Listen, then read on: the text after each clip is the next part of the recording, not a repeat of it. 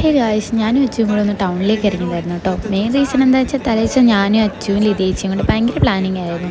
ഔട്ടിങ്ങിന് പോകണം, ഫുഡ് കഴിക്കണം എന്നൊക്കെ പറഞ്ഞു. പക്ഷെ ഒന്നും നടന്നില്ല. ടൗണിലെത്തിയപ്പോൾ ഞങ്ങൾക്ക് നല്ല ദാഹം. അപ്പം ഞങ്ങൾ കല്യാൺ മാളിൽ പുതിയ ഫുഡ് കോർട്ട് ഓപ്പൺ ആയിട്ടുണ്ട്. അവിടെ പോയിട്ട് ഒരു ലെമൺ ജ്യൂസ് കുടിക്കാമെന്ന് വിചാരിച്ച് പോയതാണ്. പക്ഷെ അവിടെ ചെന്നപ്പം യമ്മി എന്ന് പറഞ്ഞിട്ടുള്ളൊരു ഫ്രൈഡ് ചിക്കൻ്റെ ഇത് ഓപ്പൺ ആയിട്ടുണ്ടായിരുന്നു.